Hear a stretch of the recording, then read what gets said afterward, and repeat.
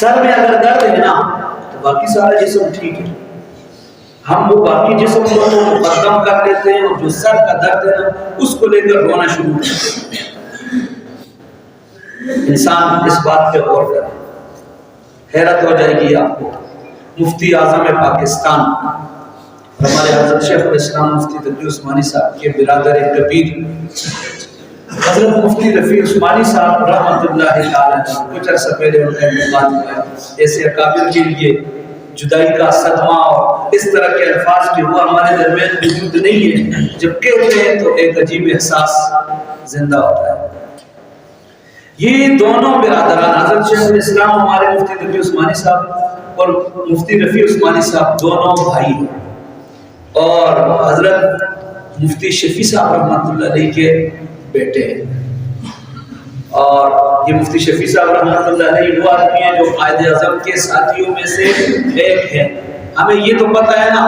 کتابوں میں جب ہم یہ پڑھتے ہیں یا اسکولوں میں یا آگے پیچھے جتنا شور ہوتا ہے تو پاکستان کس نے بنایا ہے، قائد اعظم اور ان کے ساتھیوں کے کچھ نام ہمیں یاد ہوتے ہیں، لیکن بہت کم لوگ ایسے جو یہ بھی یاد رکھتے ہوں گے کہ پاکستان بنانے والے جو بانیان پاکستان ہیں ان میں سے جتنی محنت جہاں قائد اعظم محمد علی جناح مرحوم علامہ اقبال رحمۃ اللہ علیہ اور اس طرح کے لوگوں کی ہے، تو وہاں علماء کرام کا ایک جمع غفیر جن میں سے بنیادی طور پر حضرت حکیم الامت مجدد ملت حضرت مولانا شاہ محمد اشرف علی تھانوی صاحب رحمۃ اللہ تعالی علیہ کی ذات بابرکات ہے، اور حضرت کے تلامذہ کی اور خلفاء کی ایک بڑی تعداد ہے۔ اور قائد اعظم محمد علی جناح رحمۃ اللہ علیہ فرمایا کرتے تھے کہ میری حمایت میں ہندوستان کا ایک ایسا عالم ہے، ایسا عالم کہ ہندوستان کے باقی سارے علماء کو ایک پلڑے میں ڈالو اور اس اکیلے عالم کو دوسرے میں ڈالو تو وہ پلڑا بھاری ہو جائے۔ اور حقیقت بھی یہی تھی، ان کا نام حضرت مولانا اشرف علی تھانوی صاحب رحمۃ اللہ علیہ، اور یہ ان کے خلیفہ اور شاگرد حضرت مفتی شفیع صاحب رحمۃ اللہ تعالی علیہ، اور مفتی شفیع صاحب یعنی بانیان پاکستان میں ان کے دو بیٹے ہیں، ایک کا نام جس کو آج دنیا شیخ الاسلام مفتی تقی عثمانی صاحب کے نام سے جانتی ہے، اور اللہ تعالیٰ نے ان کو یہ اعزاز دیا ہے کہ عرب اور عجم ائمہ حرمین دنیا کے عرب ممالک کے بڑے بڑے شیوخ اور مفتیان اور بہت بڑے بڑے سکالر اس وقت تقریباً دنیا کے لوگ اس بات کو مانتے ہیں کہ اس جیسا عالم اس وقت اتنا وہ یعنی اپنے آپ کو نہیں سمجھتے ہیں جتنا وہ حضرت کو سمجھتے ہیں۔ تو یہ دونوں بھائی اتنے بڑے، ان کا اصلاحی تعلق حضرت تھانوی صاحب رحمۃ اللہ علیہ کے خلیفہ مجاز حضرت ڈاکٹر عبدالحی عارفی صاحب رحمۃ اللہ علیہ، یہ دونوں ان کے مرید حضرت ڈاکٹر عبدالحی عارفی صاحب رحمۃ اللہ علیہ۔ تو مفتی رفیع عثمانی صاحب فرماتے ہیں، یہ آپ کو ابھی جو سنانے لگا ہوں یہ تو ہم آگے حضرت مفتی صاحب فرماتے ہیں کہ ایسا ہوا کہ والد صاحب فوت ہوئے، اور مفتی رفیع صاحب کے والد صاحب کون ہیں؟ مفتی شفیع صاحب دارالعلوم دیوبند کے اتنے بڑے استاد، اور پھر پاکستان کے بانی، اور پھر ہزاروں علماء کے استاد، یعنی اتنے والد اپنی جگہ اور اتنے بڑے عالم اپنی جگہ، تو ان کے لیے ظاہر ہے کہ دور چائنا اور امریکہ میں بیٹھے ہوئے مسلمان بھی ایسے عالم کی فوجی پر لوٹے ہیں، تو بیٹا ہو کر تو وہ ایسے باپ کی جدائی پر کتنا صدمہ ہوگا کہ نہیں ہوگا، ظاہر ہے۔ تو حضرت مفتی رفیع عثمانی صاحب فرماتے ہیں کہ کچھ اس قسم کے حالات پیدا ہوئے کہ والد صاحب فوت ہوئے، جدائی کا صدمہ، اور بھی کچھ اس طرح حالات آئے، تو فرماتے ہیں کہ میں نے اپنے شیخ، اور یہ آپ ان الفاظ پر غور کریں گے کہ ایک بندہ وقت کا مفتی اعظم ہے اور وہ اصلاحی تعلق کسی شیخ سے رکھے ہوئے، اور وہ بھی اپنی رہنمائی اور اپنے لیے جو ہے نا مشورہ اور اپنی اصلاح اور اپنے اندر کی پاکیزگی کی باتیں اور اس کی محنت کسی شیخ کے ذریعے کرواتے ہیں، وہ محنت کرتے ہیں۔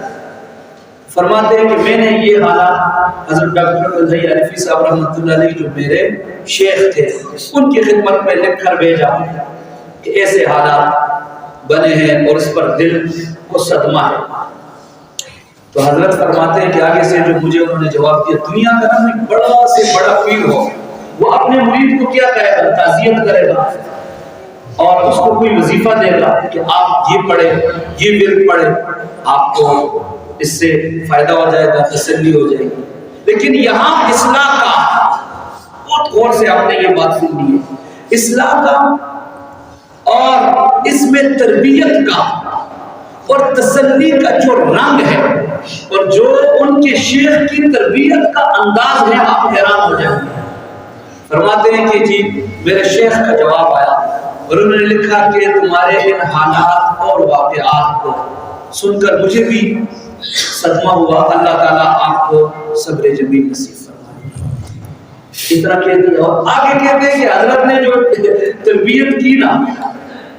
یہ مفتی اعظم پاکستان ہے جو اپنی تربیت کروا رہے ہیں، کہتے ہیں کہ جو انہوں نے میری تربیت کی تو وہ تربیت کی تھی، انہوں نے کہا کہ بھائی آپ نے اپنے خط میں 2-4 صدمات کا تو ذکر کیا اور 2-4 ناموافق باتوں کا ذکر کیا اور آپ کے لیے سمجھے کہ 2-4 آزمائشوں کا ذکر کیا،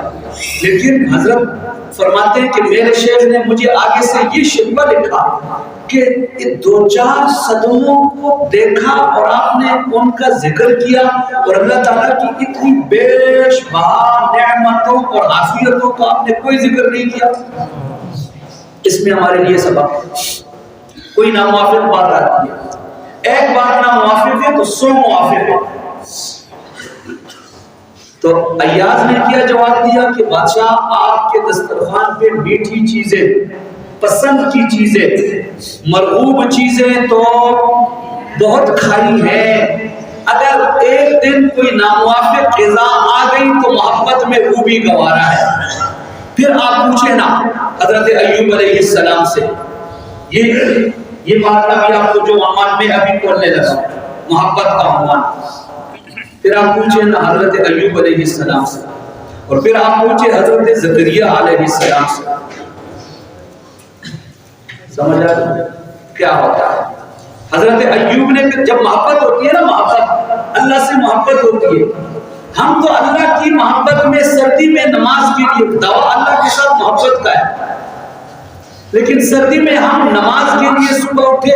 تو وہ ہمارے لیے مشکل ہے، سوچتے ہیں کہ کیسے پڑھیں گے، اور دعویٰ محبت کا ہے۔ محبت اس طرح ہوتی ہے، دیکھے پھر پوچھے حضرت ایوب سے علیہ السلام، صحت دے دی اللہ نے، صحت یابی عطا فرمائی، تو حضرت ایوب علیہ السلام نا محبت میں آدمی پھر برداشت کرتا ہے، محبت میں پھر نظر نہیں آتا ہے۔ ایک دن فرمانے لگے کہ جو اتنی اذیت تھی، اتنی تکلیف تھی، وہ اپنی جگہ،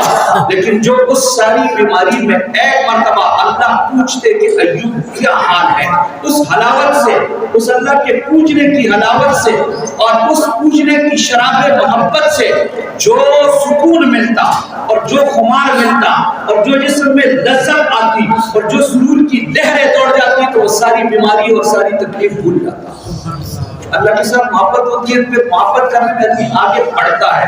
حضرت زکریا علیہ السلام کے جسم پہ آرے چلتے ہیں، اور اسی عنوان کو حضرت شیخ الاسلام کے سامنے ایک شاعر ہے نا طائب صاحب، وہ انہوں نے شیخ الاسلام کے سامنے کوئی شعر سنایا، شیخ الاسلام نے فرمایا کوئی شعر تو سناؤ، تو انہوں نے شعر کیا سنایا، تم اپنا غم ہمیں دے دو کہ ہم بھی شاد ہو جائے۔ غم سے آدمی شاد نہیں ہوتا ہے، لیکن اللہ کی محبت میں جو ہے نا، وہ کہتا ہے اللہ تیرا غم مل جائے نا، جس کو اللہ کا غم مل جائے، تم اپنا غم ہمیں دے دو کہ ہم بھی شاد ہو جائے، اور تم اپنی قید میں لے لو کہ ہم آزاد ہو جائیں۔ جس کو اللہ کا غم کھا جاتا ہے اور جس کو اللہ کے دین کا غم لگ جاتا ہے اور جو اللہ کی محبت میں، تو پھر اللہ تبارک و تعالیٰ وہ غم آدمی کو غم نہیں لگتا ہے، وہ اذیت نہیں لگتی ہے، وہ مصیبت نہیں لگتی ہے۔ اللہ کے لیے اللہ ہم سے کیا مصیبت مانگتا ہے؟ قربانیاں تو لوگوں نے دی ہے، فلسطین کے بچے قربانی دے رہے ہیں اللہ کے لیے، اور اس طرح کے لوگوں کی تاریخیں جو ہے نا وہ اس طرح بنتی ہے، لوگوں نے جانوں کی قربانیاں دی ہے، اور اس قربانی میں اور فرمایا کہ کیا ہے، شہید سے اللہ کے لیے جو محبت میں آدمی کرتا ہے نا پھر وہ مشکل نہیں ہوتا ہے. اس وجہ سے نا اللہ کی محبت پیدا ہو جائے, اللہ کی نبی کی محبت پیدا ہو جائے, پھر سارے حکموں پر عمل کرنا بہت آسان ہو جاتا ہے, آسان ہو جاتا ہے. تو کیسے آسان ہوتا ہے؟ اور اس میں لذت ملتی ہے. حدیث شریف میں آتا ہے شہید جنت میں اللہ تعالی شہید سے پوچھیں گے کہ بتا, اور جنت میں جو کوئی جائے تو واپس دنیا میں آنے کی حسرت, ظاہر ہے کہ جنت میں جو کچھ دیکھے گا تو پیچھے تو وہ سوچے گا بھی نہیں. شہید ایک حسرت کرے گا, یا اللہ جو مرتے وقت نہ تیری محبت میں, یا اللہ اچھا کیا تمنا ہے, تو شہید کہے گا یا اللہ ایک مرتبہ دنیا میں پھر بھیج دے کہ پھر شہید ہو کر آ جاؤ. اللہ فرمائے کہ کیوں؟ شہید جواب دے گا یا اللہ بات یہ ہے کہ جو تیری محبت میں مرتے وقت مجھے شہید کرتے وقت جو تیر لگا, تلوار کے زخم پہنچے اور بم کے بارود نے مجھے اڑایا اور جس گولی کا میں نشانہ بنا, تو شہید کہے گا کہ جو مجھ پہ شہادت کے وقت وار ہوا اس وار میں اللہ تیری محبت میں جو لذت محسوس کی, جو سکون محسوس کیا اور جو مسرت کی لہریں جسم کے انگ انگ میں دوڑی, تو وہ لذت اور وہ خوشی جنت میں بھی نظر نہیں آئی.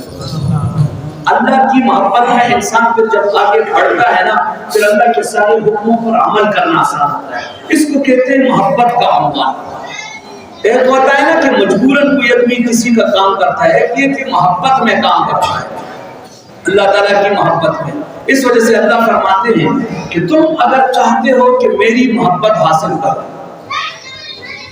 اللہ کی محبت حاصل کرنے کا اللہ تعالیٰ نے وظیفہ بتایا. مَا قُلْ إِن كُنتُمْ تُحِبُّونَ اللَّهَ فَاتَّبِعُونِي يُحْبِبْكُمُ اللَّهُ. اللہ فرماتے ہیں محبوب آپ لوگوں میں یہ اعلان کر دیجئے کہ اگر تم چاہتے ہو کہ اللہ کی محبت حاصل ہو جائے تم اللہ کے محبوب بن جاؤ اور اللہ سے تم محبت کرنے لگ جاؤ. تو اللہ نے فارمولہ بتا دیا. اللہ فرماتے میرے محبوب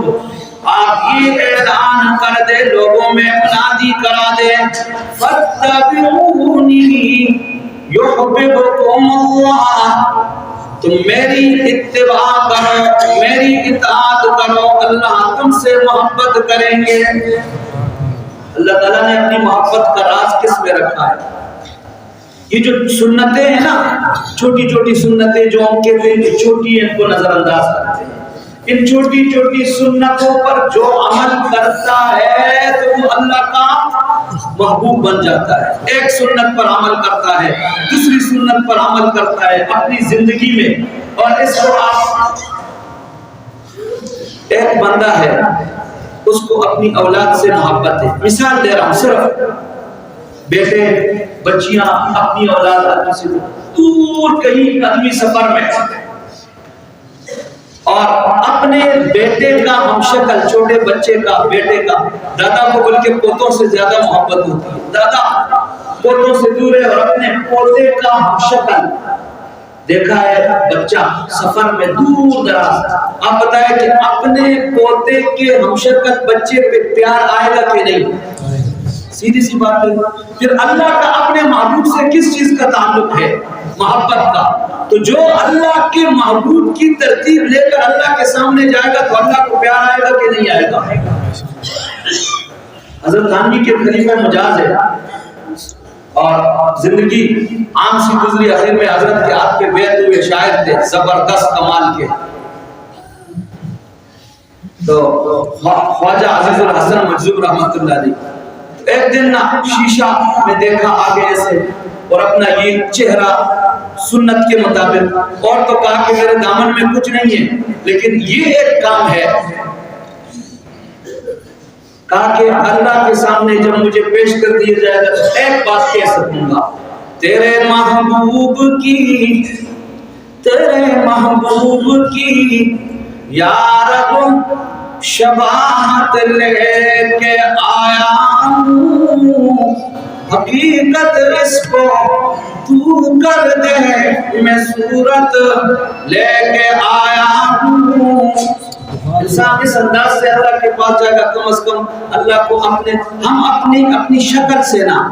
ایک بندہ کہتا ہے یار دل کا یہ کام تو محبت تو دل کی چیز ہے،